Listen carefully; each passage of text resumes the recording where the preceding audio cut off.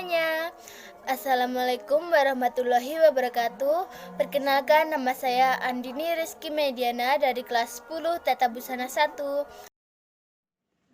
Oh iya, gimana kalau kita kelompokkan bersama di rumah aku gitu? Kita akan membuat presentasi video yang disuruh Buana tadi.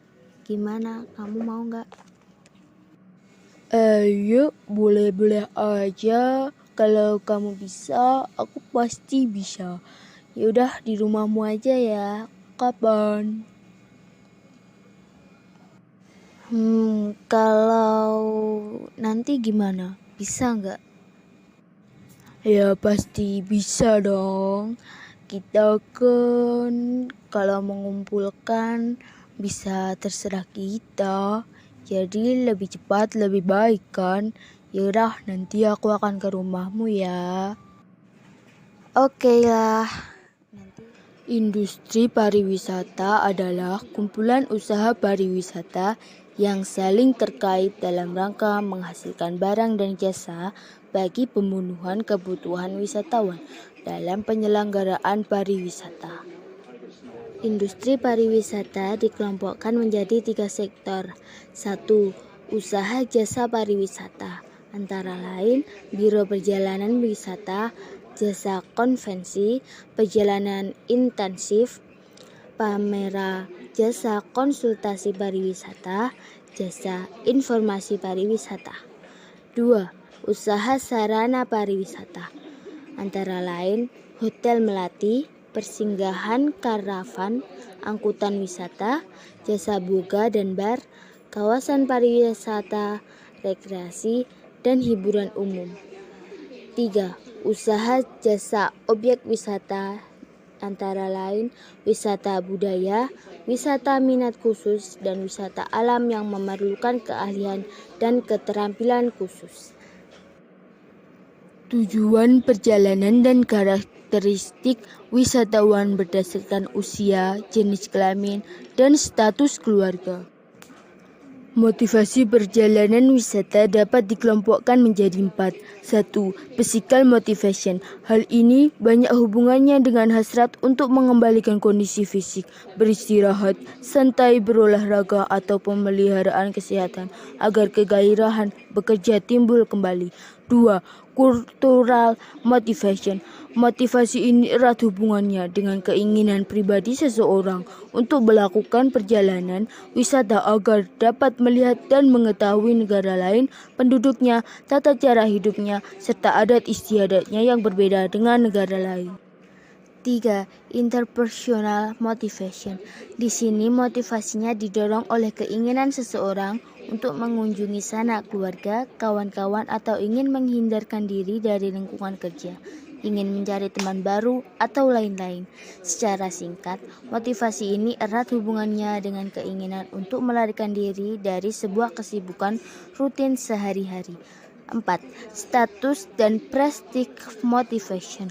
Di sini motivasinya suatu show, maksud seseorang ingin melakukan atau memperlihatkan siapa dia, kedudukannya, statusnya dalam masyarakat tertentu demi prestige pribadinya. Jadi sifat perjalanan di sini sangat emosional dan ada kalanya dihubungkan dengan perjalanan pariwisata. Karakteristik wisatawan. 1. Trip descriptor. Wisatawan dibagi ke dalam kelompok-kelompok berdasarkan jenis perjalanan yang dilakukannya. Secara umum, jenis perjalanan dibedakan menjadi perjalanan rekreasi, mengunjungi teman atau keluarga, perjalanan bisnis dari kelompok, perjalanan lainnya. Smith menambahkan jenis perjalanan untuk kesehatan dan keagamaan di luar kelompok lainnya. 2. Turis deskriptor memfokuskan pada wisatawannya, biasanya digambarkan dengan who, wants, what, why, when, where, and how much. Untuk menjelaskan hal-hal tersebut digunakan beberapa karakteristik, yaitu karakteristik sosiodemografis. 2. Karakteristik geografis. 3. Karakteristik psikografis. Dampak positif pariwisata terhadap perekonomian. 1.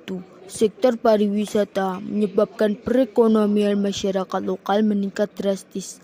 Kedatangan wisatawan ke sebuah destinasi wisata juga menyebabkan munculnya pembisnis asing atau mendorong seseorang untuk berwirawisata, memberikan pelayanan dan kemudahan bagi wira swasta selama mereka berwisata. 2. Membuka lapangan pekerjaan bagi penduduk sekitar, menyerap banyak tenaga kerja di bidang pariwisata. Misalnya, 1. Menjadi tour guide untuk menemani selama perjalanan wisata, melindungi dan memberikan jaminan keselamatan bagi wisatawan. 2. Menjadi supir, mengantar atau mempersingkat jarak tempuh wisatawan ke wisata yang dituju. 3. Dibangunnya fasilitas-fasilitas dan infrastruktur yang lebih baik demi kenyamanan dan keamanan para wisatawan. Hal ini secara tidak langsung juga melakukan pemerataan pembangunan di kota tersebut. Semakin ramai, maka semakin cepat pula perkembangan di wilayah tersebut. 4. Mendapatkan devisa melalui wisatawan mancanegara yang datang untuk menukar mata uang. 7. Mengenalkan kebudayaan asli Indonesia kepada dunia. Nah, jadi maksud dari mengenalkan budaya asli Indonesia yaitu seperti saat mengunjungi komplek makam Raja Mataram Katagode di Jogja. Wisatawan wajib kan memakai jari untuk laki-laki dan kebaya untuk perempuan. Itu yang dimaksudkan untuk menghargai leluhur-leluhur terdahulu kita dan mengenalkan budaya asli. Selain dampak positif pariwisata, ternyata pariwisata juga ada dampak negatifnya. 1. Banyaknya wisatawan yang masuk menambah potensi kerusakan lingkungan, terutama dari sampah. Biasanya karena tempat sampah yang tersedia kurang banyak, kesadaran wisatawan akan kebersihan dan pengelolaan sampah yang kurang baik dari si pengelola wisata itu sendiri. Banyaknya sampah yang tidak terkendali ini menyebabkan daerah wisata tersebut menjadi rusak dan tidak indah seperti dulu lagi. Sangat disayangkan bukan keindahan lingkungan yang kita miliki terkotori oleh sampah. Oleh karena itu, marilah kita menjaga lingkungan mulai sekarang. 2. Membuka peluang bagi pelaku kriminal untuk melakukan kejahatan kepada wisatawan asing maupun domestik. Hal ini yang membuat minat wisatawan ke destinasi wisata menjadi berkurang. Contohnya adalah perampok menginap tempat wisatawan menginap, pencopetan, dan kejahatan lainnya. Sebaiknya kita lebih waspada akan hal tersebut dan ditingkatkan keamanannya agar wisatawan merasa aman saat berpariwisata. 3. Seringnya impor barang dari luar negeri, terutama alat-alat teknologi modern yang berguna untuk memberikan fasilitas yang bermutu dan juga pemeliharaan fasilitas-fasilitas yang ada. Hal ini sangat dirugikan karena tidak mendukung produk buatan dalam negeri, sehingga produk dalam negeri kalah bersaing dengan produk luar negeri dan tidak berkembang.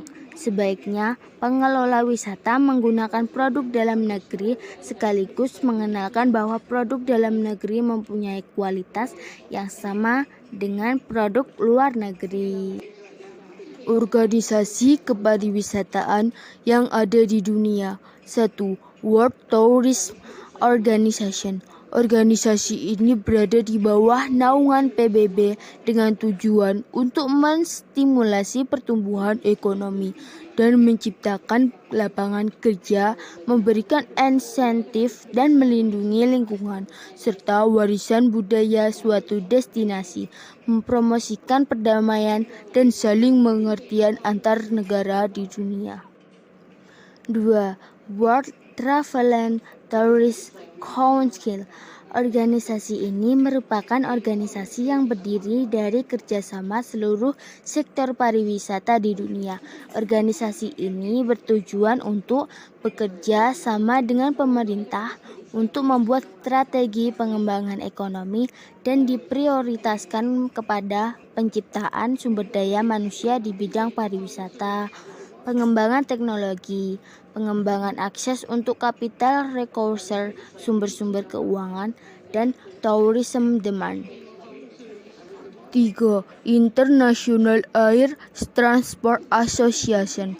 Organisasi ini merupakan kerjasama dari seluruh perusahaan penerbangan di seluruh dunia.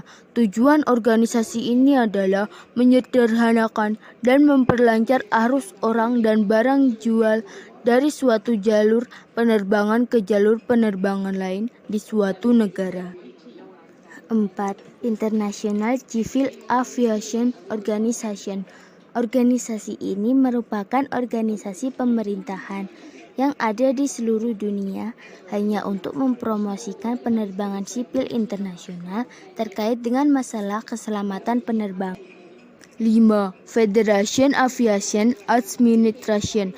Organisasi ini merupakan kerjasama dari seluruh wilayah atau negara di seluruh Amerika Serikat.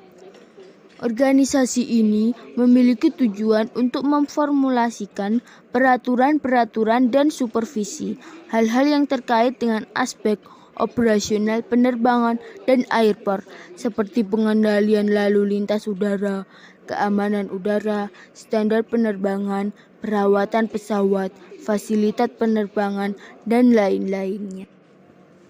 6. Pacific Area Travel Association. Organisasi ini merupakan organisasi non-profit yang didirikan di Hawaii oleh kerjasama negara-negara yang ada di wilayah Asia Pasifik. Organisasi ini memiliki tujuan untuk mengembangkan, mempromosikan, dan melancarkan perjalanan ke dan dari wilayah kawasan Pasifik. 7. Universal Federation of Travel Agent Association.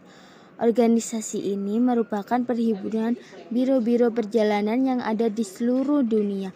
Tujuan organisasi ini untuk memberikan perlindungan kepada biro-biro perjalanan melalui perhimpunan biro perjalanan, serta memberikan bantuan moral, material, keahlian, dan teknik yang diperlukan agar biro perjalanan dapat memperoleh kedudukan yang layak di kalangan industri pariwisata dunia. Oke, cut.